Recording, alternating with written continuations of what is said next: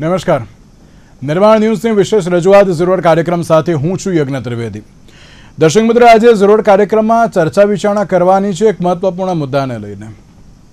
અને આજે ફરી એકવાર જે પેલી બ્રિજની દુર્ઘટના જે બની હતી મોરબી, પછી ગંભીરા, અમદાવાદનો હાટકેશ્વર, પછી સુભાષ બ્રિજ, પછી દધીચી બ્રિજ, પછી ઇન્કમટેક્સ બ્રિજ અને પછી દધીચી બ્રિજ, જે આ બ્રિજની જે અવદશા સામે આવી, નવા બ્રિજો બનાવવાની જે બાબત સામે આવી, રોડ રસ્તાને એકદમ સારામાં સારા કરવા માટેનો મુખ્યમંત્રી ભૂપેન્દ્ર પટેલનો નિર્ણય અને તેની સાથે અન્ય બીજા કોર્પોરેશનના અલગ અલગ કાર્યો, આ બધું જ્યારે ભેગું થાય ને ત્યારે સૌથી વધારે ક્યાંક તંત્ર તો અસ્તવ્યસ્ત હોય પણ પ્રજા ત્રસ્ત થતી હોય તેવું સ્પષ્ટપણે જોવા મળી રહ્યું છે.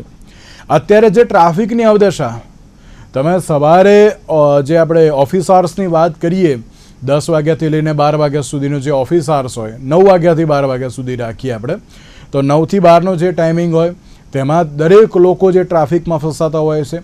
પ્લસ જ્યારે સાંજે જે દરેક લોકો ઘરે જતા હોય છે, 6 થી 10નો જે સમયગાળો હોય છે, અને તેમાં પણ જે પ્રમાણે પ્રજાને ત્રસ્ત થવાનો વારો આવે છે, એ માત્ર કોઈ એક જગ્યાની વાત નથી કરતો.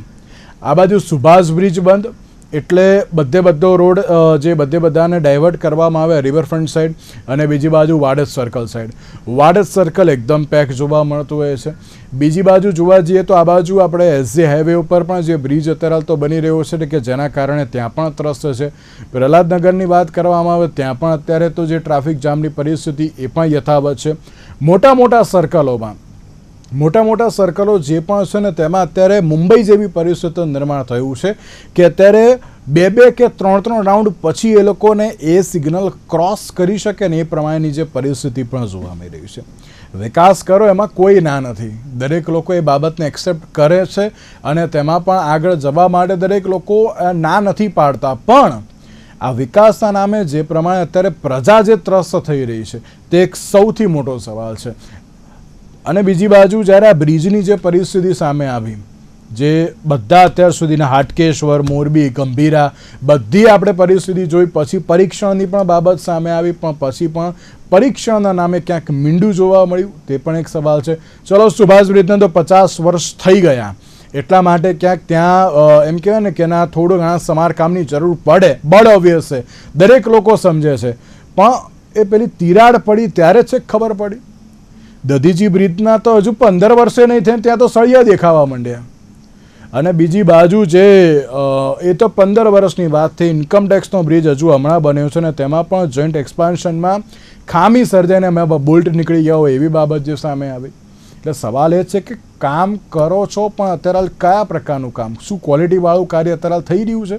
તમામ મુદ્દાઓ પર ચર્ચા વિચારણા કરવાની છે. ચર્ચા વિચારણા કરવા માટે અમારી સાથે જોડી ગયા છે ભાવિકભાઈ રાજા કે જેઓ સામાજિક કાર્યકર્તા છે, નિલેશભાઈ સોલંકી કે જેઓ ભારતીય જનતા પાર્ટીના પ્રવક્તા છે, અને અશોકભાઈ પંજાબી કે જેઓ ગુજરાત કોંગ્રેસના વાઇસ પ્રેસિડેન્ટ છે. જે આપ ત્રણનું સૌથી પહેલાં તો સ્વાગત છે. ભાવિકભાઈ, મેં ટોટલ 3 વાતને મેં કમ્બાઈન કરી. એક, બ્રિજની પરિસ્થિતિ, બીજી બાજુ ટ્રાફિકની જે અવ્યવસ્થા જોવા મળી રહી છે, અને ત્રીજું કે નવું જે નિર્માણ થાય છે ને તેના કારણે પણ ક્યાંક જનતાને ત્રસ્ત થવાનો વારો આવે છે.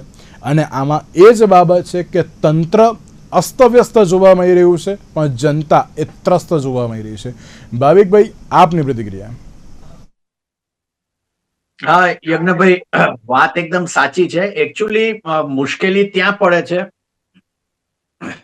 કે કામ થઈ રહ્યું છે પણ કામ થોડું અનપ્લાન્ડ મેનરમાં થઈ રહ્યું છે.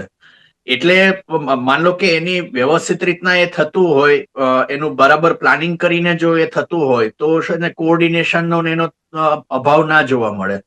પણ અહીંયા એ જોવા મળે છે ને બીજું જે જોવા મળે છે કે ક્વોલિટીની જે તમે વાત કરી કે જે પણ કંઈ કામ થાય છે, ઇવન બ્રિજનો તો ખરું જ, આપણે તમે બધા જ ઉદાહરણ આપ્યા એ બ્રિજનું તો ખરું જ, પણ ઇવન રસ્તાનું પણ જ્યાં ક્યાંય સમારકામ થાય છે અથવા તો પેવર બ્લોક્સ નાખવામાં આવે છે કે બીજા જે પણ કંઈ કામ થાય છે, એમાં પણ જે ક્વોલિટીની વાત છે એ ક્યાંય જળવાતી નથી.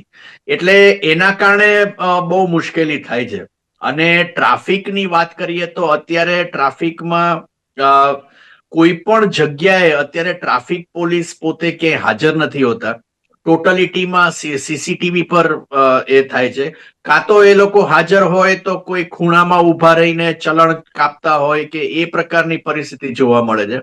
પણ ટ્રાફિકનું નિયમન થાય એ પ્રકારનું એ નથી થતું. અને થાય છે એવું કે એક જ બાજુના 2-3 જગ્યાએ અલગ અલગ જગ્યાએ ખાડા ખોદેલા હોય, અથવા તો સમારકામ ચાલતું હોય, અથવા તો બ્રિજનું કામ ચાલતું હોય. એના કારણે તમે કોઈ પણ રસ્તેથી જાઓ તો બહુ મોટી મુશ્કેલી એ થાય છે. ખાસ કરીને સુભાષ બ્રિજના આ ભંગાણ પછી વાડજ કે દધીચી બ્રિજ કે એ બધી જગ્યાએ એટલો બધો ટ્રાફિક ને થાય છે કે તમે ત્યાંથી નીકળવું હોય તો તમારે અડધો-પોણો કલાક તો તમારે એ સર્કલ ક્રોસ કરતા થાય છે. એટલે આમ કહેવાય છે ડેવલપમેન્ટનું કામ, પણ ખરેખર એક કેઓસ જેવું વાતાવરણ, એક અરાજકતા જેવું વાતાવરણ આખું ફેલાઈ ગયું છે.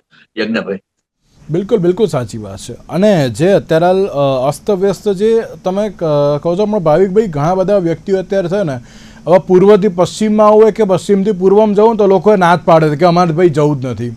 ભલે ગમે તેવું અગત્યનું કામ હોય પણ અમારે જવું જ નથી. એ પ્રમાણેનું અત્યારે તો જે કહેવાય ને કે બિહેવ જોવા મળી રહ્યું છે. એ એટલા માટે કારણ કે જઈશું તો 2 કલાક તો ટ્રાફિકમાં રહેવું જ પડશે. એ લોકો અત્યારે કેમ કહેવાય ને કે એમ અંદરથી જ સમજીને બેસી ગયા છે કે ના, જઈશું તો અત્યારે આયોજન જે અત્યારે જોવા મળી રહ્યું છે કે જેના કારણે અમે લોકો ત્રસ્ત થઈશું. એટલે અશોકભાઈ, આ તંત્ર જે અત્યારે અસ્તવ્યસ્ત જોવા મળી રહ્યું છે ને જેના કારણે અત્યારે જનતા જે ત્રસ્ત થઈ રહી છે, અને આ માત્રમાં 2 કે 3 દિવસની વાત નથી, પણ છેલ્લા ઘણા વખતથી આ પ્રકારની પરિસ્થિતિ યથાવત જોવા મળે છે. ઓફિસ આવર્સમાં જે પ્રમાણે અત્યારે ઘણા બધા વ્યક્તિઓ જે અત્યારે ત્રસ્ત થઈ રહ્યા છે, કઈ રીતે જોઈ રહ્યા છો અત્યારે આ તંત્રની આ જે કામગીરી અત્યારે જોવા મળી રહી છે, એ પણ ક્યાંક આયોજન વગરની કામગીરી જોવા મળતી હોય તેવું પણ સ્પષ્ટપણે જોવા મળી રહ્યું છે. છેલ્લા કેટલાક સમયથી અમદાવાદની પરિસ્થિતિ તો એવી બગડી છે, એવું લાગે છે કે નરકાગાર જેવું અમદાવાદ થઈ ગયું છે. 1 કિલોમીટરના વિસ્તારમાં તમે જાઓ તો ઓછામાં ઓછા 4 થી 5 જગ્યા ઉપર ટ્રાફિક જામ તમને મળતું હોય છે. કારણ કોઈ જાતની વ્યવસ્થિત જે છે વ્યવસ્થા જે કરવી જોઈએ છે તંત્રે, એ તંત્ર દ્વારા થતી નથી. આવા સંજોગોની અંદર હવે પરિસ્થિતિ એ છે કે પ્રજા જે જાય છે એક જગ્યાથી બીજી જગ્યા ઉપર, તો એમનું આખી ગણતરી જ ઉલટી પડે છે. એને પહોંચવું એ 15 મિનિટમાં પહોંચી જાય છે, અડધો કલાક લાગી જાય છે, અડધો કલાકથી વધુ પણ લાગી જાય છે. હવે એની અંદર વ્યવસ્થિત રીતે મ્યુનિસિપલ કોર્પોરેશન કે સરકારના બીજા ખાતા હોય, એકબીજા સાથે સંકલન કરીને અને દૂરનું વિચારીને જો વિચાર કરતા હોઈએ, દાખલા તરીકે હવે સુભાષ બ્રિજમાં જયારે સળિયા દેખાવા લાગ્યા ત્યારે સુભાષ બ્રિજ ચિત્રમાં આવ્યું, બધા સુભાષ બ્રિજ કરવા લાગ્યા.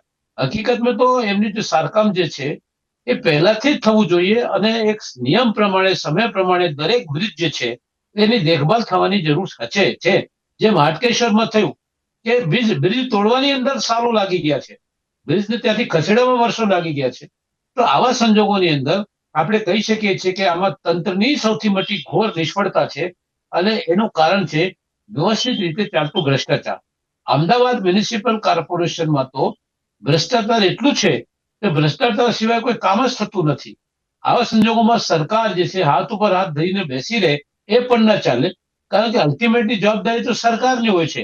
મ્યુનિસિપલ કોર્પોરેશન જો બરાબર કામ ન કરતી હોય, શું આ વાત રિપોર્ટ જે છે સરકાર પાસે નથી જતી?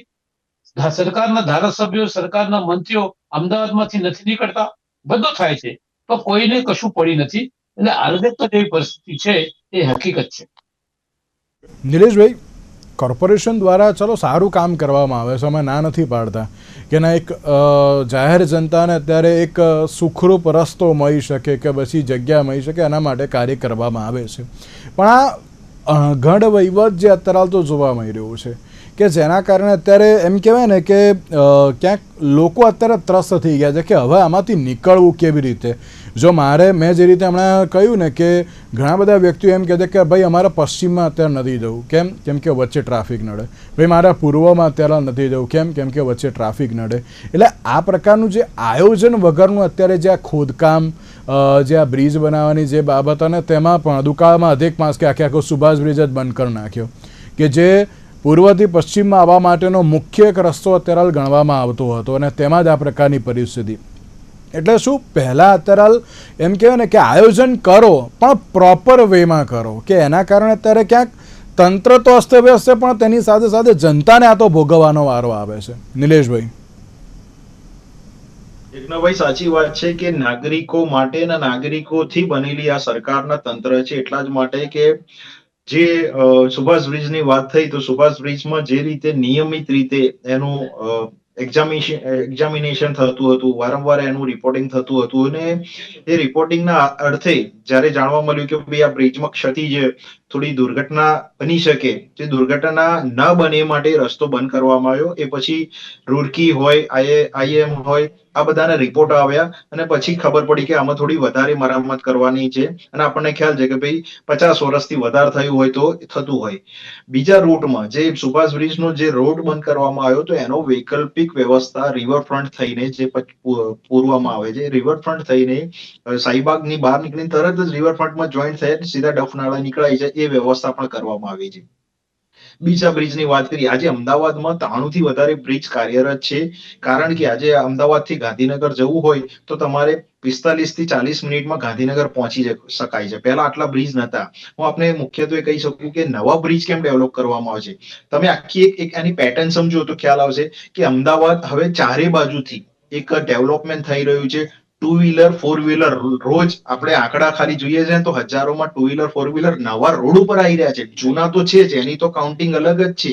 બીજું કે રસ્તા હવે મોટા થવાના નથી. હવે ફ્લાયઓવર બનાવવાના, આ સરકારે ખૂબ જ સારી વસ્તુ કે ફ્લાયઓવર બનાવવાથી ટ્રાફિકનો બચાવ થાય છે, લોકોના નાગરિકોના પૈસાની બચત થાય છે. તો એનાથી ક્યાંક પહોંચવાનું હોય અને પોપ્યુલેશન હવે જે ટ્રાફિકની સમસ્યા છે સમગ્ર ભારતમાં હવે થઈ રહી છે, કદાચ ગ્લોબલની પ્રોબ્લેમ પણ છે કે હવે ટ્રાફિક, નવા પાર્કિંગ લેવા, તમે કોઈ નવા મકાન લો છો તો નવા મકાનના પણ પાર્કિંગના પૈસા આપવા પડે છે. જય યજ્ઞભાઈ, આપણને ખ્યાલ છે કે પહેલા આટલું બધું કોઈને વિચાર્યું નહોતું. આજે જૂની સોસાયટીઓ છે, જૂની સોસાયટીમાં 2 વ્હીલર 4 વ્હીલર જઈ નથી શકતા, કારણ કે લોકો હવે એક એક ઘરમાં 2 2 3 3 2 વ્હીલર લાવે છે. ચલો માની લઈએ છીએ કે ભાઈ એમની સ્વતંત્રતા છે, પણ રોડ હવે મોટા નથી થવાના. છતાંય ગુજરાતનો નંબર આવે છે કે ખુલ્લા રસ્તા મળ્યા છે, ખુલ્લું વાતાવરણ મળ્યું છે અને ક્યાં કોઈ જગ્યાએ ગીચ નથી. હવે રોડ ઉપર ફૂટપાથ તમે જુઓ કે ફૂટપાથમાં પણ હવે પાર્કિંગ બનાવવાની શરૂ કર્યું, કારણ કે રોડ મોટા નથી થવાના. આપણે હવે એની અંદર જ એક લિમિટેશનમાં જ મેનેજ કરવાનું છે. છતાં તંત્ર એની સૂઝબૂઝથી, એના નિષ્ણાતોથી એ વ્યવસ્થા કરે છે કે ભાઈ અહીંયા પાર્કિંગ હોવું જોઈએ, અહીંયા પે પાર્કિંગ હોવું જોઈએ. ટ્રોઈંગ વાળા લઈ જાય છે, 2 વ્હીલર વાળા એના કારણ કે હવે લોકોને વ્યવસ્થાની આદત પાડવાની જરૂર છે. આપણે પણ હવે તમે હું આદત પાડતા થઈ ગયા છીએ, કારણ કે હવે 2 વ્હીલર કે 4 વ્હીલર મૂક્યું તો ભાઈ હમણાં ક્રેન વાળું લઈ જાય, કારણ કે એ પણ પોલીસ વિભાગ પણ એક વ્યવસ્થાનો ભાગરૂપ છે. અને જેટલા બી બ્રિજોનું જે નિર્માણ થતું હોય એ નાગરિકોની વ્યવસ્થા માટે કરવામાં આવ્યું છે. હું આપને એક ઉદાહરણ આપું કે નારોલથી સરખેજનો જે 6 લેન એલિવેટર જે રોડ બનશે, એ નેશનલ હાઈવે પર 10.63 કિલોમીટરનો રોડ બનશે. અમદાવાદ ધોલેરાનો જે આખો જે હાઈવે જે નિર્માણ થઈ રહ્યો છે, એમાં પણ હવે ગ્રીનફિલ્ડ એક્ટ જે પ્રમાણે કે 110 કિલોમીટરનો આખો રોડ એક બનશે. અમદાવાદ રિંગ રોડ અને આંતરિક રોડના વિકાસને જે કહી શકાય તો એમસી પર મોડર્નાઇઝેશન એના રોડ કરવામાં આવે છે. વ્હાઇટ ટોપિંગની સાથે સાથે હવે પ્લાસ્ટિક રોડનું નિર્માણ કરવામાં આવે છે. પ્લાસ્ટિક રોડમાં એવું છે કે વરસાદમાં તૂટે નહીં, લાંબો ચાલે, અને એનું પાયલોટ પ્રોજેક્ટ હું આપને કહીશ કે પીરાણા રોડ ઉપર એક ચાલી રહ્યો છે. તો ધીરે ધીરે હવે કોર્પોરેશન ટેકનોલોજીની સાથે નવા આયામો સાથે પબ્લિકને, જનતાને કેટલો ફાયદો થઈ શકે. જી નિલેશભાઈ, તમે જેમ કહ્યું ને કે પેલો નારોલ પેલું શું રોડ બને છે, પછી અમદાવાદ ધોલેરા, બરાબર. નિલેશભાઈ, મારી એક વાતથી તમે પણ કદાચ એગ્રી કરશો જ, મને લાગે છે ત્યાં સુધી. ભાવિકભાઈ અને અશોકભાઈ તો કરશે જ. પેલો વિશાલાવાળો જે પેલો રોડ છે ને, એ તો ઘણા વખતથી પેલું કહે ને, એ બ્રિજના કામની કારણે ત્યાં ઘણા બધા લોકો હેરાન થયા. વિશાલાવાળો રોડ, બરાબર. પછી બીજો એક રોડની હું વાત કરું તો આપણે બીજે ક્યાંય નથી જવાની જરૂર.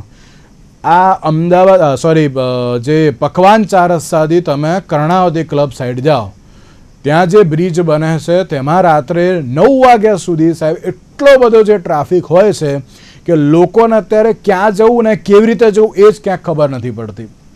ત્રીજી વસ્તુ, આ સુભાષ બ્રિજનું તો ચલો હમણાં આ જે સ્ટ્રક્ચર હવે તોડી પાડવાની જે બાબત આવી, કારણ કે તિરાડ પડી ગઈ છે. તમે જેમ કહો છો કે ના પેલો રિવરફ્રન્ટવાળો વૈકલ્પિક રસ્તો આપ્યો છે, પણ સાહેબ ત્યાં પણ કેટલો બધો ટ્રાફિક થાય છે. તમારે એક બે વિકલ્પો એ વખતે પહેલેથી જ, અને ત્યાં પેલું વાડજ સર્કલ તમે ડાયવર્ટ કરી દીધો, વાડજમાં પેલો મોટો બ્રિજ બને છે, એટલે એના કારણે એ પણ આખું ચોકઅપ થઈ ગયું છે. એટલે સવાલ એ થાય છે, ચલો આ તો સુભાષ બ્રિજનું ખબર નથી, અચાનક આવી ગયું, પણ અચાનક આવ્યું તો આવ્યું, પણ તેની સાથે તમે ઓલ્ટરનેટિવ કંઈક તો આપો કે જેના કારણે આ પ્રકારની પરિસ્થિતિ જોવા મળે છે. અને તમે જ રીતે કહો છો, અને જે ભાવિકભાઈએ પણ એક વાત કહી કે પછી ટ્રાફિક પોલીસવાળા ત્યાં ના હોય, એટલે પછી તો પેલું કહે ને કે ભલે રેડ સિગ્નલ હોય તો પણ અત્યારે તો પબ્લિક જો બીજાનું ગ્રીન દેખાય ને તો એ લોકો અંદર તેમાંથી ઘૂસી જતા હોય છે. એટલે જવાબદારી એ તમારી જ છે નિલેશભાઈ, એમાં ના હું કંઈ કરવા, ના ભાવિકભાઈ કંઈ કરશે, ના અશોકભાઈ કંઈ કરશે. આ બધી જવાબદારી અત્યારે રાજ્ય સરકારની બને છે કે જો આ પ્રકારની પરિસ્થિતિ થાય તો એને મેનેજ કેવી રીતે કરવી એમ. નિલેશભાઈ. ના, ખૂબ જ સાચી વસ્તુ છે કે નાગરિકોને તકલીફ પડતી હશે, પણ તમે જેટલા બી 3 રસ્તાની વાત કરી, 4 રસ્તાની વાત કરી કે આટલી વાત કરી, એમાં બધી જ જગ્યાએ નિર્માણનો શબ્દ આવ્યો. સાચી વાત છે કે કોઈ જગ્યાએ નિર્માણ થતું હોય, હવે આપણે આપણા મકાનમાં પણ ક્યાંક રિનોવેશન કરીએ તો આપણને ખબર પડે કે રસોડામાં કોઈ તકલીફ હોય, મોટા રૂમમાં તકલીફ હોય, તો થોડી તકલીફ પડે છે, પણ આ નાગરિકો માટે જ બની રહી છે. હું આપને કહીશ કે આપની ડિબેટ માટે હું શ્રી કમલમથી નીકળ્યો અને અહીંયા આસપ રોડ મારી ઓફિસ, મારા મિત્રની ઓફિસે બેઠો, મને એ જ રસ્તા પર હું આવ્યો, ત્યારે પીક ટાઈમ જ હતો, શનિવાર હતો, ચાલુ દિવસ હતો આપણે, પણ હું આવી શક્યો મારા સમયે. હવે મેં આપને કહ્યું કે થોડી તકલીફ છે, બધી જ જગ્યાએ ટ્રાફિકની સમસ્યા છે, દરેક સિટીમાં થવાની છે. હું આપને એટલા જ કહી રહ્યો છું કે દરેક સિટી, આજે ગુજરાત ખૂબ મોટા રાજ્યમાં આવી ગયું છે કે તમારે એક વિકસિત સિટી કરવું હોય, એક વિકસિત રાજ્ય કરવું હોય તો 10 મોટા શહેરો જોઈએ. આપણી જોડે અત્યારે અમદાવાદ, બરોડા, સુરત, રાજકોટ, ધોલેરા, મહેસાણા, આ 10 સિટી, વધારે 10 સિટી થી વધારે આપણી જોડે એક ડેવલપમેન્ટ સિટી છે. એનાથી ગ્રોથ રેટ કદાચ ગઈકાલે જ હું આપને કહીશ કે ગુજરાતનો ફાળો જીડીપીના, ભારતના જીડીપીમાં 15 થી 18% પહોંચ્યો છે. તો આ ઇન્ફ્રાસ્ટ્રક્ચર પહોંચ્યું છે. આપણા જે તંત્રના રોડો છે, જે ગ્રામીણમાં રોડો છે, એ રોડો કનેક્ટિવિટી માટે કે જેમાં રોડ ટ્રાન્સપોર્ટેશન વધી ગયું, લોકોની અવર જવર વધી ગઈ. આજે તમારે મારે કડી કલોલ જવું હોય તો બહુ ઇઝીલી જવાય છે. ટ્રાફિક નડે છે, એ બધાની જ સમસ્યા છે કે બધી જગ્યાએ કડીન કલોલ કેટલું જલ્દી પહોંચી શકાય મને એમ કહો હતો કે 2 કલાક સુધી એક અમારી જ એક ગાડી ત્યાં અત્યારે તો અટવાઈ ગઈ હતી ને એ જ કે ના હવે ભાઈ લેટ થશે, અમારાથી નહીં પહોંચી શકાય, તો હવે ત્યાં શું કરવાનું. એટલે સવાલ ઘણા બધા છે, પણ અશોકભાઈ આમાં જે મિસમેનેજમેન્ટ આને કહી શકાય કે પછી જે રીતે નિલેશભાઈએ પણ કહ્યું કે ના સુવિધા જોઈતી હોય તો થોડું ઘણું તો ત્યારે આ પ્રકારની પરિસ્થિતિ જોવા મળે, આપ તેને પણ કઈ રીતે જુઓ છો? ના, આમાં દૂરદર્શિતાનો અભાવ છે, દૂરદર્શિતાનો બહુ મોટો અભાવ છે. અને આપણે જાણીએ છીએ કે મહેસાણા અને ગાંધીનગર અને અમદાવાદ એવા વિકસિત વિસ્તારો છે, આપણે પહેલાથી ખબર છે કે કડી જે છે હવે કડી એક સાથે થઈ ગયું છે, મહેસાણા સાથે, કલોલ ગુજરાત ગાંધીનગર સાથે થઈ ગયું છે, ગાંધીનગર અમદાવાદ સાથે થઈ ગયું છે. 10-15 વર્ષથી લોકો આ વાતને સમજતા હતા, પણ આ બધે પ્રશ્નોને ધ્યાનમાં રાખીને, સવાલને ધ્યાનમાં રાખી જે આયોજન થવું જોઈએ અને આયોજન માટેનું જે અમલીકરણ થવું જોઈએ એ નથી થતું સરકારમાં. સરકારમાં ઈચ્છા શક્તિ નથી. સૌથી મોટી વસ્તુ છે કે વિલ પાવર જે હોવો જોઈએ એ નથી, નંબર 1. નંબર બીજું છે કે મેં અગાઉ વાત કરી કે જે સત્તા છે એ સત્તાની પાસે ભ્રષ્ટાચાર વધી ગયું છે. પોતે સરકારે ઘણીવાર કબૂલ્યું છે કે મહેસૂલ ખાતું અને પોલીસ ખાતું આ જ સામે છે એ બંને જગ્યાએ ભ્રષ્ટાચારની ચરમસીમા છે, ચરમસીમા પર પહોંચી ગયું છે. તો સૌથી મોટો દુશ્મન જો કોઈ આપણો હોય તો એ ભ્રષ્ટાચાર છે. ભ્રષ્ટાચારને કારણે જ બધી તકલીફો ઊભી થાય છે. હવે એ બધી વસ્તુને જો ધ્યાનમાં રાખીને આયોજન કરવામાં આવે તો હજુ પણ, કારણ કે અમદાવાદ હજુ બેંગ્લોર નથી બન્યું, બેંગ્લોર તો હજી નાનું છે, તો છતાં પણ બેંગ્લોરનું ટ્રાફિક તમે જુઓ કે કોઈ દિવસ એ ટ્રાફિક રોકાતો નથી, ચાલતો જ રહે છે. એવી રીતે મુંબઈ છે, એવી રીતે દિલ્હી છે, દરેક જગ્યાથી આપણે શીખવાની જરૂર છે. અને અમદાવાદને મુંબઈ બનતા હવે સમય નહીં લાગે, 8-10 વર્ષના અંદર આપણે એની સાથે પહોંચી જવાના છે. તો આ બધું ધ્યાનમાં રાખીને જો આયોજન કરવામાં આવે તો ઘણી તકલીફો દૂર થાય. હું એમ નથી કહેતો કે બધી તકલીફો દૂર થઈ શકે. અશોકભાઈ, નિલેશભાઈ એમ કહી રહ્યા છે કે જો આપણે ઘરમાં રિનોવેશન કરે ને તો થોડી ઘણી તો તકલીફ પડે. ના, રિનોવેશન શું, આપણે ઘરમાં કપડાં બદલીએ તો તકલીફ થાય, એ તકલીફનો સવાલ નથી. આ પ્રજા સાથે જોડાયેલો સવાલ છે અને તમને પહેલાથી ખબર છે કે શું આયોજન કરવાનું છે અને શું આયોજન થઈ શકે છે. થોડી તકલીફ થાય એ સમજી શકાય, પણ જે અત્યારે છે, તમે વાત કરી ભાઈ આપણે વાડજની, તમે વાડજ ક્યારેય પણ જાઓ, તમે વાડજની પરિસ્થિતિ એવી છે કે ત્યાંથી નીકળવાનું મુશ્કેલ થઈ જાય છે. તમે જો હેલ્મેટ 4 રસ્તા, હેલ્મેટ 4 રસ્તાની જ્યાં સુધી તમે 2 વાર લાઈટ ના નીકળે ત્યાં સુધી તમે નીકળી જ ન શકો. હેલ્મેટ 4 રસ્તાની ઘણી જગ્યા પર આવા પ્રશ્નો છે. તો આને ધ્યાનમાં રાખીને કરવું જોઈએ. હું નથી કહેતો કે બધું તંત્રનો દોષ છે. એ વાત ખરી કે જનસંખ્યા પણ વધે છે, ટ્રાફિક પણ વધે છે, બધી વાત સાચી છે. પણ આપણને ખ્યાલ હોવો જોઈએ કે ભાઈ ટ્રાફિક વધશે, તંત્રની અંદર વધારે જરૂર પડશે સુધારાને, તો આ બધું ધ્યાન રાખવાનું કામ એ સત્તાનું છે ને. સત્તા આમાં નિષ્ફળ જઈ રહી છે. એ સ્વીકારવું પડે નિલેશભાઈને કે અમુક અંશે સત્તા નિષ્ફળ જઈ રહી છે અને જોઈ શકાતું નથી સત્તા પાસે. એટલે આ બધી વસ્તુ જે છે એ લોકોને તકલીફ પહોંચાડે છે. બિલકુલ બિલકુલ નિલેશભાઈ, અમે ના નથી પાડતા. જો ઘરમાં મેં રિનોવેશન કરાવ્યું, ભાવિકભાઈ, અશોકભાઈ બધા અમે કરાયેલું છે, એમાં ના નહીં. અને એ વખતે અગવડ પડી છે એ પણ અમને ખબર છે. પણ નિલેશભાઈ, હું બીજા કોઈનું ઉદાહરણ નહીં આપું. હું વાડજ સર્કલનું એક આપીશ ને એક કર્ણાવતી ક્લબ આ રોડનું આપીશ. જો તમે પહેલેથી જ અત્યારે ડાયવર્ઝન પ્રોપર આપી દીધું હોત, જો તમે રસ્તો પ્રોપર પહેલેથી જ કરીને આપી દીધો હોત, તો પછી આ પ્રમાણે અત્યારે તો ત્યાં અગવડતા જાહેર જનતાને તો ના પડત ને. બીજા બધાને તો ચલો, આપણે સુભાષ બ્રિજ તો હમણાં થયું, હમણાં ડિસેમ્બરમાં જ આ પ્રકારની પરિસ્થિતિ થઈ, બરાબર. પહેલેથી જો પ્રોપર ડાયવર્ઝન આપી દીધું, પહેલેથી પ્રોપર મેનેજમેન્ટ થયું હતું તો વાંધો ના આવ્યો હોત ને નિલેશભાઈ.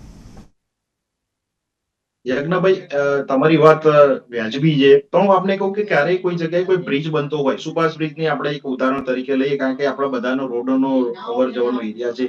હું આપણે કહીશ કે જયારે પીક અવર કયો ટાઈમ સમજી શકાય? સવારે 8 થી 11 અને સાંજે 5 થી 8 વાગ્યા સુધી. તમે કે હું ક્યાંક ધંધો વ્યવસાય નથી કરતા અને આપણે કોઈ પરિવાર સાથે, તો પીક અવર નો સમય ટાળવો જોઈએ. બીજું કે જયારે આપણી જોડે એએમટીએસ, હવે તમને મને બધાને ખબર કે આપણી એક પોતાની જવાબદારી બને છે કે ભાઈ સરકારે, તંત્રએ મેટ્રો વસાવી. મેટ્રોનો અત્યારે અમદાવાદ ગાંધીનગરનો સચિવાલયનો રૂટ છે ને યજ્ઞભાઈ, રેકોર્ડ બ્રેક છે કે લોકો ખરેખર આ માંગતા હતા અને એ સફળ પણ થયું કે 2 વ્હીલર 4 વ્હીલર મૂકીને સીધા બહુ ઓછા સમયમાં, બહુ ઓછા નાણાકીયમાં પહોંચી શકે છે. તો આપણે 2 વ્હીલર 4 વ્હીલર નો પણ એ અપનાવવો જોઈએ. ઘણી બધી કન્ટ્રીઓમાં 2 વ્હીલર 4 વ્હીલર ના દિવસો હવે ઓડ ઇવન કરવામાં આવ્યા અને કદાચ એ બંધ પણ કરે છે કે ભાઈ હવે પબ્લિક ટ્રાન્સપોર્ટેશન પણ ઉપયોગ કરવું જોઈએ. પણ બધા જ લોકો રોડ ઉપર આવે છે બધા, એટલે આ જન સમુદાય, જન ભાગીદારીનો પણ વિષય છે. એ પણ હવે જાગૃત કરવાની જવાબદારી નિલેશભાઈ તમારી જ. જાગૃતતા તમારે તો લાવવી જ પડશે ને. લોકો હજી પણ, તમારે મારે કઈ કામ હોય છે તો આપણે 2 વ્હીલર કે 4 વ્હીલર પણ આપણે એમ થાય કે ના, આજે હું મેટ્રોમાં જઉં, આજે હું એએમટીએસ માં જઉં, આજે હું ટ્રાન્સપોર્ટેશનમાં જઉં. વ્યક્તિઓ અત્યારે હાલ પૂર્વમાંથી પશ્ચિમમાં આવવા માટે અત્યારે મોસ્ટલી મેટ્રોનો યુઝ કરી રહ્યા છે.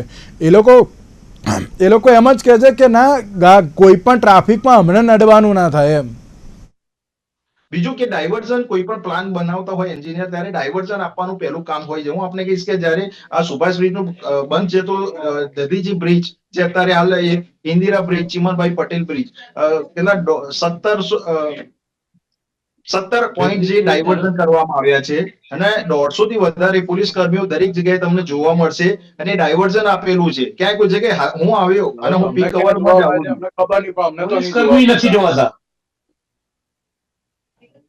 બિલકુલ, ઓકે ભાવિકભાઈ, આ જે અનપ્લાન્ડ અત્યારે તો જે આ વર્ક જોવા મળી રહ્યું છે કે જેમાં અત્યારે ચલો હવે પેલું ક્યાં સુભાષ બ્રિજ તો હમણાં બન્યું છે એટલે આપણે એને એ પ્રમાણે તો ના કહી શકાય, પણ કર્ણાવતી ક્લબવાળું મેં કહ્યું, વાડજવાળું છે અત્યારે સર્કલની જે બાબત જોવા મળી, તેમાં પણ ક્યાંક એમ કહેવાય ને કે ના, જો પ્રોપર મેનેજમેન્ટ સાથે જો આગળ વધ્યા હોય ને તો પછી કોઈ વાંધો નહોતો. અને આમાં તો એવું પાછું કે નવો રોડ બનાવો તો પણ ત્યાં ખોદકામ થાય, કેમ કે ગટરનું લાઈન નાખવાનું ભૂલી ગયા.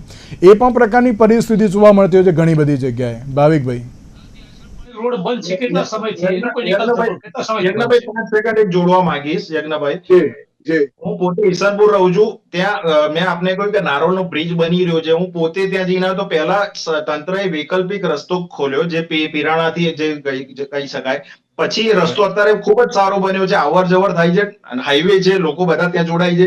પણ એ રસ્તો એટલો એ થઈ ગયો, પીક અવર સિવાય તમે નીકળો છો તો ઓછા સમયમાં પહોંચી જવાય છે. તો વૈકલ્પિક રસ્તા બંને સાઈડ વ્યવસ્થા કરીને હવે વચ્ચે બ્રિજનું નિર્માણ ચાલુ કર્યું. એટલે આપ જોઈ શકો છો, આપની ટીમ પણ તમે જોઈ શકે છે. તો આ વૈકલ્પિક વ્યવસ્થા કર્યા વગર તો પંજાબીજી આ શક્ય જ નથી. નહીતર તો શું થાય કે ભાઈ પ્લાનિંગ વગર તમારી સરકાર અને ભ્રષ્ટાચારની વાત કરી તો આજના જ પેપરમાં કલેક્ટર થી માંડીને જેટલા બી લોકો હતા આ સરકાર પકડી છે. આ સરકારની એક મજબૂતાઈ છે કે પોતાના અધિકારીને પકડી શકે છે.